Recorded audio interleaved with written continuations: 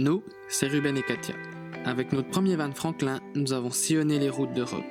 Notre envie d'aventure et la volonté de toujours découvrir plus nous a poussés à changer de véhicule.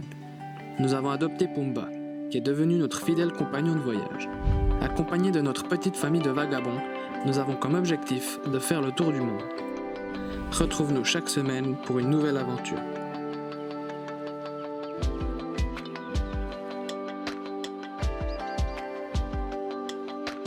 Nous sommes lundi matin, 9h, garage Mercedes, ils viennent d'ouvrir et ils vont s'attaquer du coup à Pumba.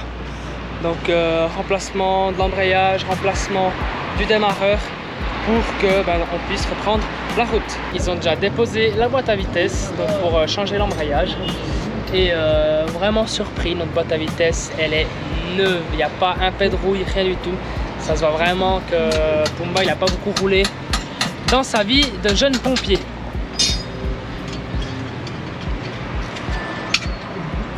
Voici l'embrayage, il est complètement cassé.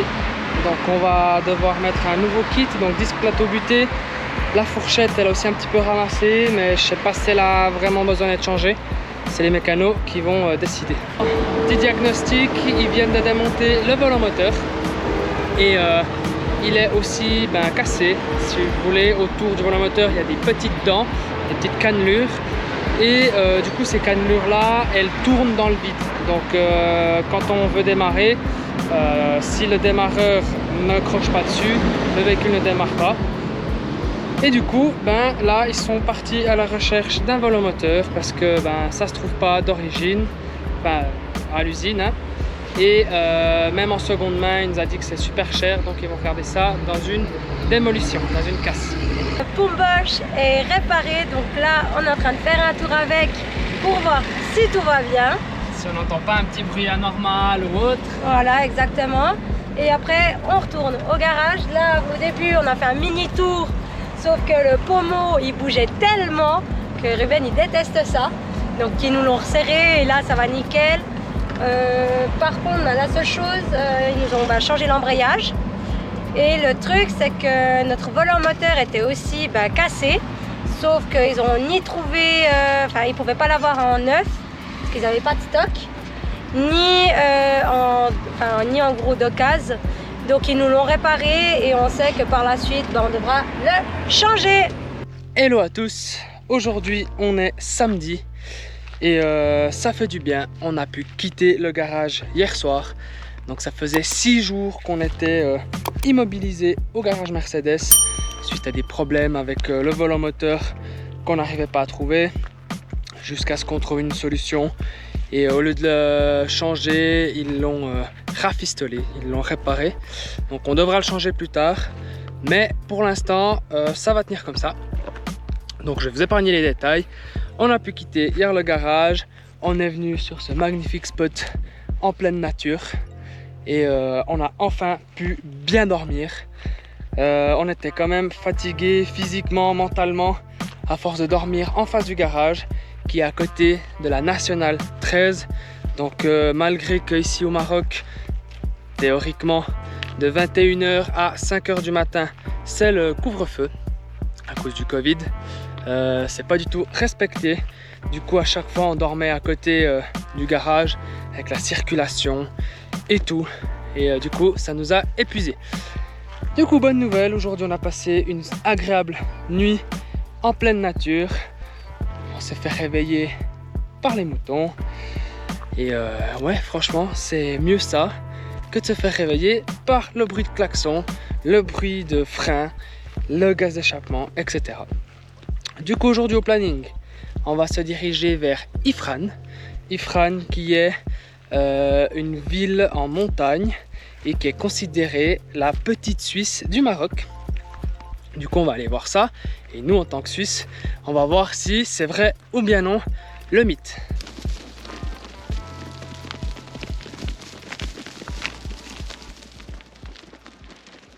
Nous voici à Ifrane, donc on est arrivé aux alentours de midi. Du coup on a directement été manger, comme ça c'est fait, et on est rodé pour l'après-midi. Et là, on va faire une petite marche, on va se balader un petit peu dans cette ville, village, je sais pas trop. En tout cas, c'est vraiment calme, donc déjà ça, on aime beaucoup. Il y a moins ce stress comme dans les grandes villes. On a pu se garer très facilement, donc ça, c'est aussi super cool. Et là, on va aller voir la tête de lion, qui est super connue ici, c'est une statue, et se promener dans les parcs.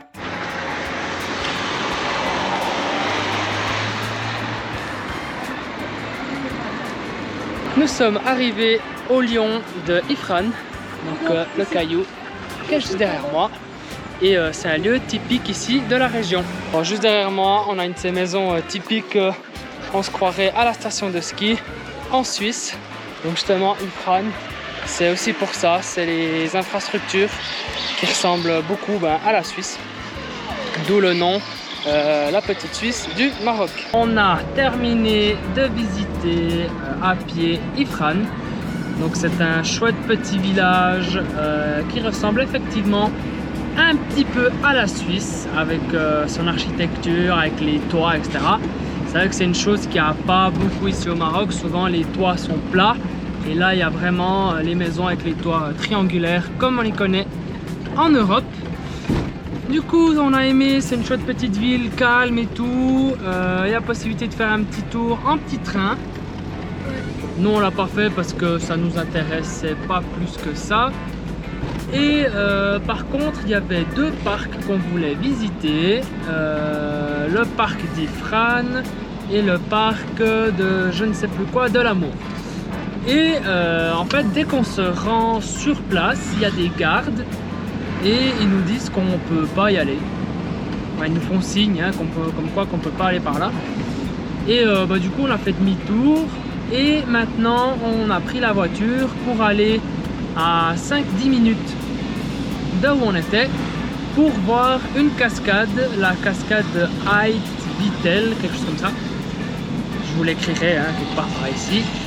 Et on va aller voir si on peut se rafraîchir, si on peut éventuellement rafraîchir un petit peu nos loulous.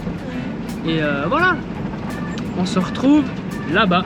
On est arrivé sur place, donc là où il y a la petite randonnée pour faire la cascade.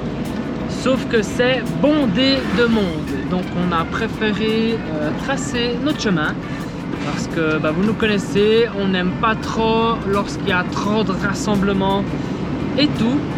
Et a priori ça doit être un endroit très très réputé chez les Marocains pour se retrouver en famille le week-end. Et du coup on reviendra peut-être une fois en semaine en espérant que ce soit plus tranquille. Maintenant, on va continuer, on va se promener ici, on va regarder s'il y a un parc national ou quelque chose.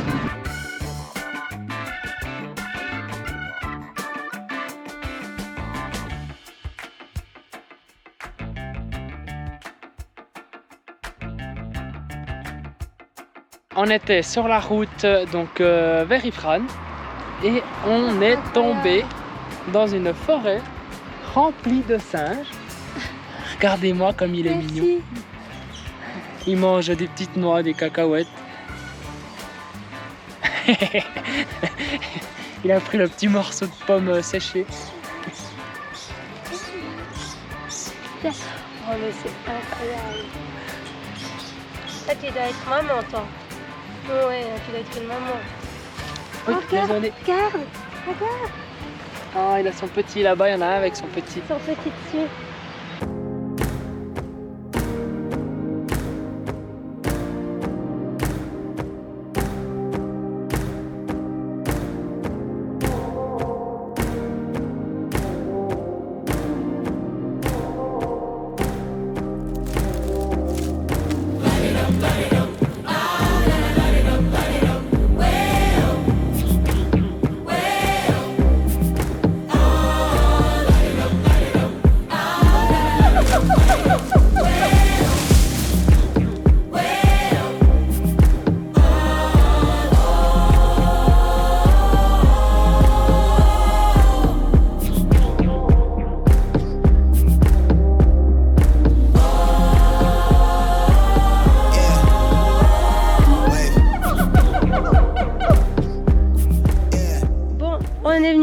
Le Sadhguru, C'est un abonné qui nous a écrit sur Insta, qui nous a dit de venir sur le lieu, donc voir ce fameux cèdre. Donc c'est le plus grand du Maroc. Malheureusement, il s'est éteint en 2003 paraît-il, par rapport à la construction des routes qui aurait pu toucher ses racines, qui ont fait que il s'est éteint. Mais il est énorme et il paraît qu'il aurait plus de 800 ans par rapport aux mesures qu'ils ont faites à la circonférence du cèdre. Donc 800 ans, c'est quand même énorme, hein.